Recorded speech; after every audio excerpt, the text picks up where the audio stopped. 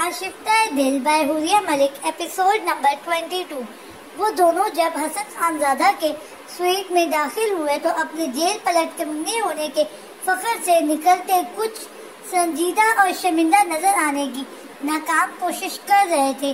अस्सलाम वालेकुम। दोनों मुलाजिम की मीट में जब उनकी स्टडी में दाखिल हुए तो बैक वक्त सलाम किया, जिसके जवाब में हसन साहब ने निगाहें उठा के उनके चेहरे की तरफ देखा।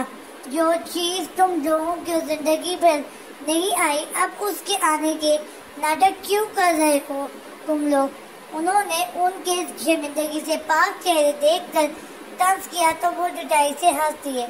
शर्मिंदा गलत काम पे हुआ जाता है बाबा सरकार। हमास की बेनियादी उरूज पे थी जिसपे वो सबक के घूंट भर के रह गए। तुम गलत काम पे भी कभी नहीं हुए शर्मिंदा। खैर ये एक लायानी बहस है। आप लोगों की टिकट्स मैंने कंफर्म करवा दी हैं। कुछ देर में फ्लाइट है आप लोगों की। उन्होंने टोक अंदाज में हुक्म जारी किया तो उन दोनों की पेशानी पे बैक वक्त बल पड़े। क्या फ्लाइट से पहले मेरा नूरे के साथ निकाह फाइनल हो चुका है? अगर दुनिया में शर्म नामी कोई शय थी भी तो हमास नामी शख्स उससे वाकिफ न था। नहीं, आपको लगता है कि इस सारे ड्रामे के बाद वो खुशी खुशी उस निकाह के लिए मान जाएगी? उनके लहजे में नागवारी और तंज दोनों झलक रहे थे, जबकि सोफे पे बैठा यमान ये सोच रहा था कि इस सारे मैच के दौरान वो आयशा के बारे में बात कैसे करेगा। तो फिर ठीक है, उनके राजी होने तक फ्लाइट डिले कर दे। उसके इत्मीनान से कहने पे बहुत मुतहम्मिल मिजाज हसन साहब का भी खून खोल के रह गया।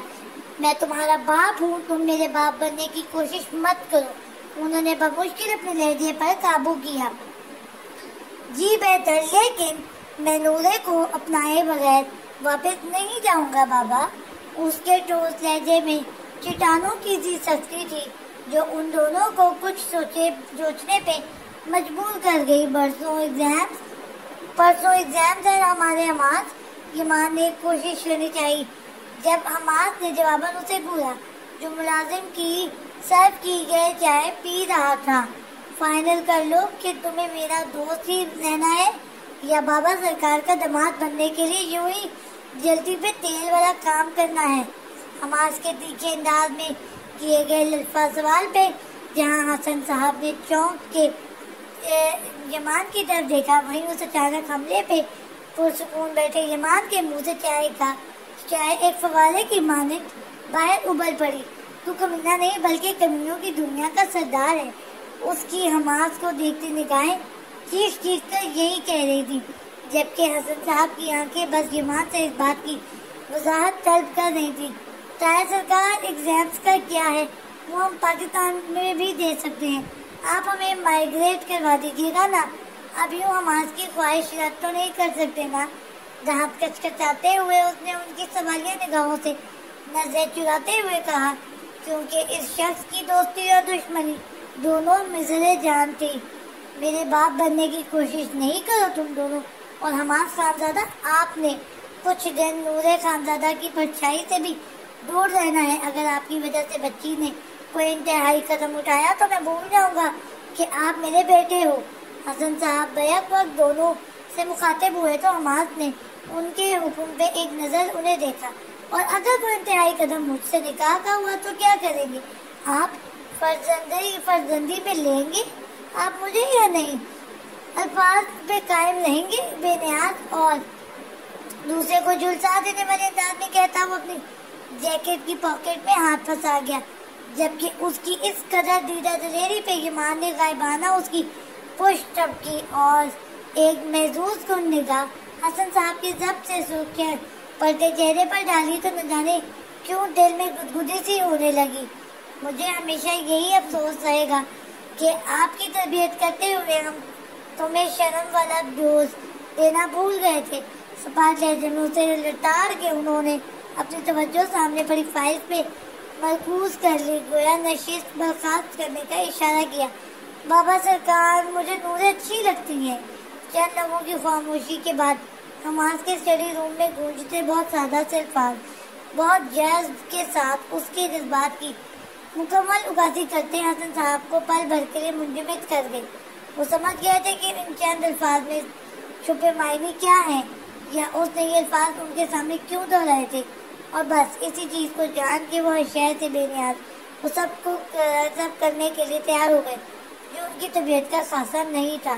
سین چینج۔ نیم تاریخ کمرے میں وہ صوفے پہ بیٹھا بہت محظوظ کن انداز میں سامنے روشن اسکرین کو دیکھ رہا تھا، جہاں لاہور یونیورسٹی کے پچھلے لان کا ایک دلچسپ حصہ دکھائی دے رہا تھا، جہاں اس کی سابق اہلیہ کا بھتیجا ایک لڑکے کو بری طرح زد و کوب کر رہا تھا۔ کمال ہے، مجھے پتا نہیں تھا کہ حسن خانزادہ نے ایسا ہیرا بھی تلاش رکھا ہے۔ حماس کے انداز میں جھلکتے جنون اور اس کی آنکھوں کی تیز دھار لپک کو پسندیدگی سے دیکھتے ہوئے وہ صوفے کے دائیں جانب کھڑے اپنے آدمی کو ایک نظر دیکھ کے بولا، باس، یہ اور امام خانزادہ دونوں امریکہ پڑھتے ہیں۔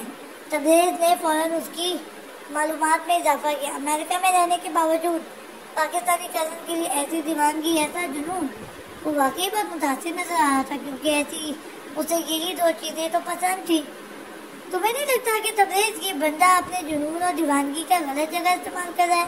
اسے تو یہاں میرے ساتھ ہو کے اس جنون کا صحیح استعمال کرنا چاہیے۔ بلال ربانی کی شاطر نگاہیں حماس پہ ٹکی ہوئی تھی، جب بہت آگے کے مکروہ پلانس بنا رہی تھی۔ تبریز کسی طریقے سے بھی لیکن اس شخص کو خفیہ طور پہ اپنی تنظیم میں شامل کرو، اور یہ کام اس طرح سے کرو کہ اس کے باپ کو کانوں کان خبر نہ ہو، اور پھر جب یہ پوری طرح ہمارے چنگل میں پھنس گیا تو اس کے اصول برس باپ کو ہماری ہر بات ماننا پڑے گی۔ اس نے اپنی سوچ اس پہ واضح کی تو تبریز کے چہرے پہ تذبذب کا عالم چھانے لگا۔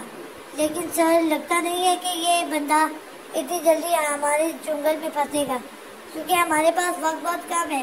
حسن خانزادہ سے اپنی ڈیمانڈز پوری کروانے کے لیے اس نے نیا مسئلہ اس کے سامنے رکھا، لیکن اس کے پرسکون تاثرات میں کسی طور بھی فرق نہ پڑا۔ تو بھائی، میری سابقہ بیگم کی یہ چڑیا کب کام آئے گی؟ اس کے ذریعے کرو نا، اس کے دیو کی جان قابض، اس کے مغرور ارادوں کی ہونے کمرے کی فضا کو ارادوں کی بو نے کمرے کی فضا کو مزید بوجھل کر دیا، اتنا بوجھل کہ وہاں انسانیت دبنے لگی تھی۔ سین چینج۔ وسیع و ملائم بیڈ پہ دراز، آنکھیں مونڈے پراگندہ سوچوں کے وہ ذہن سے جھٹکنے کی کوشش میں ہلکان ہو رہی تھی، لیکن کاش دل اور دماغ میں انسان کا زور اتنی آسانی سے چل پاتا تو کوئی اتنی اذیت کا شکار نہ ہوتا۔ اس دن وہ یونی سے روتے ہوئے نکلی اور یونی کے باہر کھڑی اپنے لیے مختص گاڑی میں سوار ہوئی اور ڈرائیور کو سیدھا جانے کا حکم جاری کر کے خود پورا راستہ شدتوں سے روتی رہی۔ حویلی پہنچنے کے بعد اس نے کسی کے بھی سوالوں کا جواب نہ دیا، بلکہ سب سے مل کے آغا جان کو فقط اتنا کہہ کے کمرے میں بند ہو گئی، آغا جان، آپ کا پوتا حماس خانزادہ اگر اس حویلی میں کبھی بھی آیا تو آپ اپنی پوتی کھو دیں گے۔ سپاٹ مگر نرم لہجے میں انہیں ساکت و ششدر چھوڑ کے وہ جو اپنے کمرے میں گھسی تو گزرے 2 دن سے وہ کمرے سے باہر نہ نکلی تھی، بلکہ کمرے میں ہی رہی اور اماں بیگم کے بہت اصرار پہ کمرے میں ہی کھانا زہر مار کیا کرتی تھی۔ اس کی سوچوں میں حماس کی درندگی سے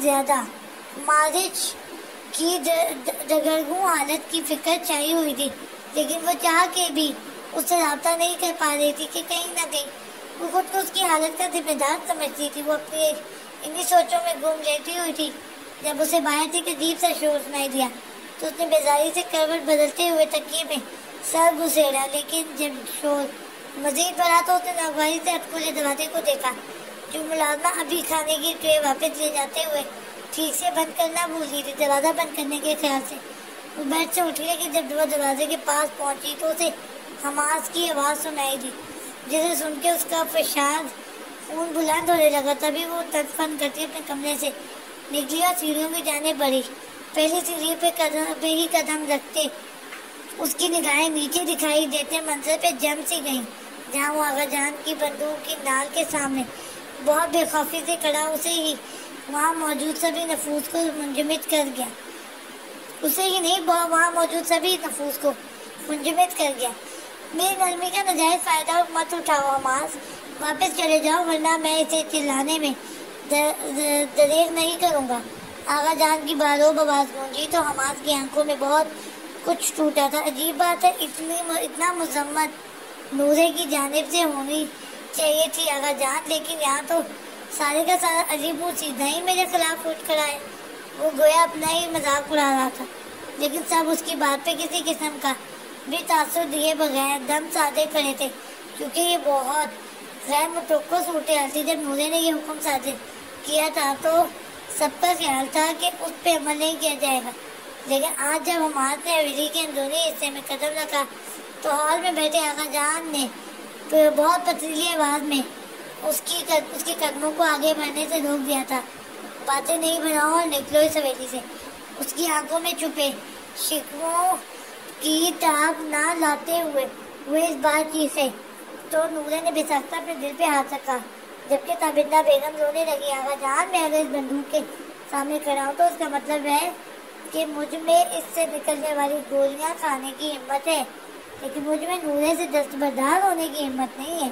वो मजीद एक कदम आगे हुआ तो उसका मजबूत सीना बंदूक की नार से टकरा गया। उसे यूं बंदूक के आगे देख के ताबिंदा बेगम और जहरा बी का कलीजा मुंह को आने लगा। तुम्हें ये दोनों काम करने पड़ेंगे। तुमने अगर नूरे की तरफ आंख उठा के भी देखा तो मुझे उसका इस्तेमाल करना पड़ेगा। इसकी बेखौफी को गहरी निगाहों से मुलाहिजा करते उन्होंने बेलचक अंदाज में कहा। तो न जाने किस जज्बे के तहत हमास ने सर उठा के सीढ़ियों की तरफ देखा तो जैसे दिल की रात भर आई थी। उसे ऊपर सीढ़ियों के पास खड़े देख के उसकी सर निगाहें पल में जगमगा उठी, और यही वक्त था जब उसने अपने मिसम इरादों से उन्हें आगाह करना चाहा। उसने वापस गर्दन घुमाई और बहुत संजीदगी से आगा जान को देखा और गोया हुआ, मैं आप लोगों का ही फोन हूँ। मैंने अपनी माँ बहन के अलावा दुनिया में सिर्फ एक औरत के लिए दिल के कुआर खोले। ये किस्मत की सितम शरीफी समझ ले, लेकिन वो औरत नूरे ही निकली। मगर अब मैं किसी कीमत पे भी उनसे दस्तबरदार नहीं हो सकता। बहुत ठहरे के उसने बहुत आराम से अपनी बात की, उनके गोशगुजार की तो उनकी गिरफ्त ट्रैगर पे मजबूत होने लगी। मैं उनके बगैर जिंदा नहीं रह सकता। आप मार के देख लीजिए, शायद कोई अफाका हो सके। एक चैलेंजिंग निगाह उन पे डालते हुए वो पलटा और उससे और लंबे डग भरता सीढ़ियों के जाने बढ़ा तो बहुत ही चीखें एक साथ बुलंद हुई। हमारा रुक जाओ बच्चे। बंदूक की नाक का रुख उसकी जाने पलटता देख के ताबिंदा बेगम चीखी, लेकिन वो उन समेत आगा जान की ललकार को नजरअंदाज करता सीढ़ियों के किनारे बुट बनी नूरे की जाने बढ़ता चला गया। जब गोली की कानों के पर्दे फाड़ देने वाली आवाज गूंजती वे बहुत से दिलों की धड़कन को साकित कर दी। आगा जान ने आंखों में अचानक जलाने आए नमी के पर्दे के पार अपनी बंदूक की नाक के सिरे से उठने वाले धुएं को एक नजर देखा और फिर वहीं दूसरी सी निगाह सीढ़ियों की तरफ गई, जहाँ ऊपर को जाती सीढ़ियों पर उसका वजूद गोली की आवाज के साथ एक झटका खाता लहस भर कर रुका। फिर उसने एक कदम आगे बढ़ाया। हमास, रुक जाओ वरना मैं फिर से गोली चला दूंगा। बारो बवाज उस समय धड़खड़ाहट और तकलीफ का शिकार लग रही थी, लेकिन नूरे ने देखा कि उसकी जानिब बढ़ते हमास की नजरें एक पल को भी उससे गाफिल ना हुई थी, बल्कि गोली लगने पे भी उसने तकलीफ से आंखें मूंदने या अपने जख्म को छूने के बजाय कदम ऊपर की जानिब बढ़ाए। हमास, ताबिंदा बेगम, महद और आहद एक साथ सीढ़ियों की जानिब लपके तो आगा जान के हाथों की गिरफ्त बंदूक पे ढीली पड़ गई। उन्होंने देखा कि वो अब ऊपर खड़ी नूरे के बिल्कुल सामने खड़ा था, इर्द गिर्द मौजूद लोगों की मौजूदगी से बेनिया। हमारा हिसाब बराबर हो चुका है नूरे, आए नए सिरे से जंग शुरू करते हैं। आप अपनी नफरत को आजमाएं और मैं अपने जज्बात को, लेकिन शर्त यह है कि ये जंग एक कानूनी कागज की बात की जाए, ताकि जब हम हारें तो जीतने वाले को सजा देने में لطف آئے پیچھے کھڑے افراد کی موجودگی سے بے نیاز۔ اس نے ساکت کھڑی نورے کے چہرے پہ لہراتی لٹ اس کے کان کے پیچھے اڑستے ہوئے بھاری لہجے میں کہا تو اس کے بازو سے رشتہ خون اس کے ہاتھ کو سرخ کرتا نورے کے چہرے پہ کو بھی رنگ گیا۔ وہ جو ساکت کھڑی اس سارے تماشے کو دیکھ رہی تھی، اس کے لفظ پہ جیسے ہوش میں آئی اور پھر اس کے الفاظ کو ذہن میں دہرانے کی کوشش کی۔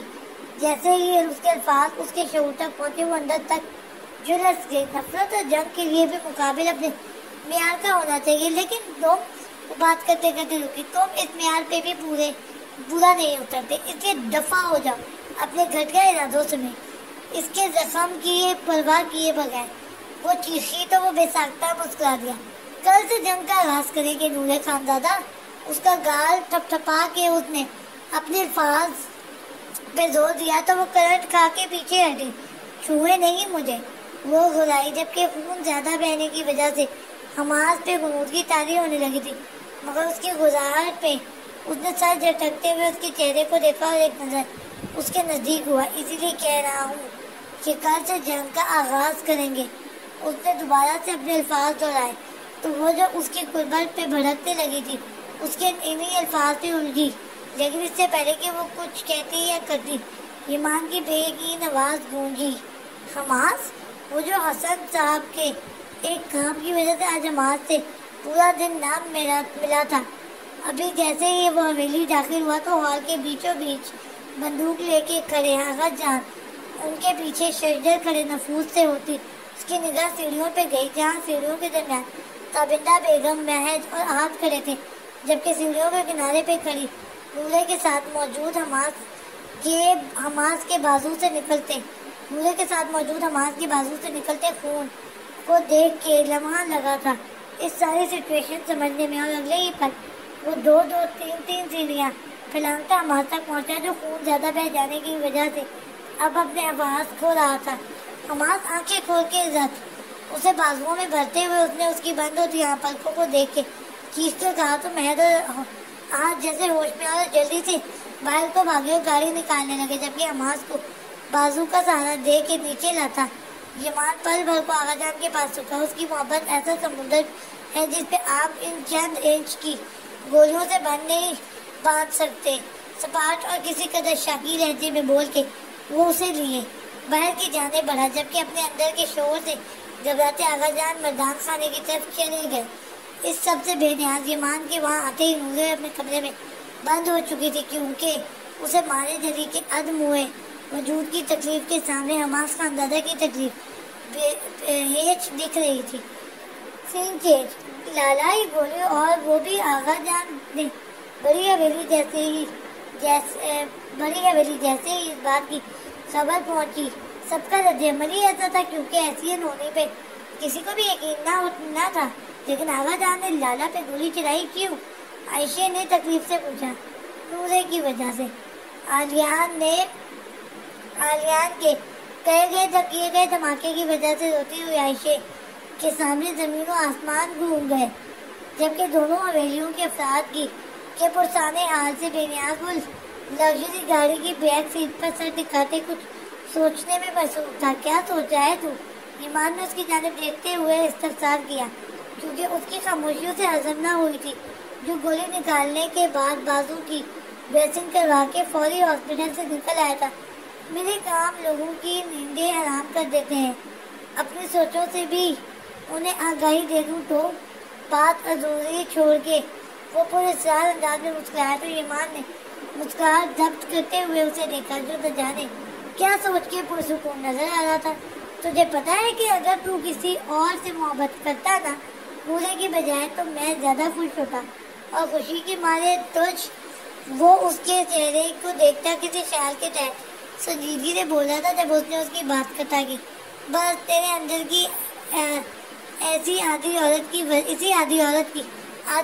وجہ سے میں شادی کے لیے زیادہ اتاولا ہو رہا ہوں، کیونکہ یہ آدھی عورت جو مجھ سے چپکنے کے لیے بےتاب رہتی ہے اسے میں مزید نہیں جھیل سکتا۔ اس کی سنجیدگی کے غبارے سے فوری ہوا نکالتا وہ پل بھر کے لیے ایمان کو ہونا کر گیا، جبکہ وہ اپنی بات کے اتنے الٹ اثر لینے پہ اس کے زخمی بازو کی پرواہ کے بغیر اس پہ جھپٹ پڑا، تو بس شادی کے خواب ہی دیکھ، کیونکہ میری بہن تجھ سے شادی نہیں کرے گی۔ اس نے جیسے اس سے بدلہ لینا چاہا۔ خوابوں میں رہنے والے اور لوگ ہوں گے، ہم تو خوابوں کو حقیقت بنانے کے لیے محنت کرتے ہیں۔ ایڈوانس میں مبارک دے رہا ہوں تمہیں سالہ بننے کی۔ بائیں آنکھ دبا کے کہتے وہ اسے مشکوک کر گیا، تو میری بہن کو کڈنیپ کرنے والا ہے؟ اس کے مشکوک انداز پہ حماد نے حلق میں اپنا ابلتا کہکا دبایا، کیونکہ اس کے کمینے کی زور آزمائی کی وجہ سے پہلے ہی بازو دکھنے لگا تھا۔ اب ایسے میں ایسا کہکا وہ افورڈ نہیں کر سکتا تھا۔ یہ خاصا اولڈ فیشن ہو چکا ہے، میں کچھ اور کرنے والا ہوں، پورے سران انداز میں کہتا وہ ایمان کو کھٹکا سا گیا، لیکن اگلے ہی پل حماد کے چہرے پہ چائے تاثرات کو سمجھتا وہ کھل کے مسکرا دیا۔ جاری ہے۔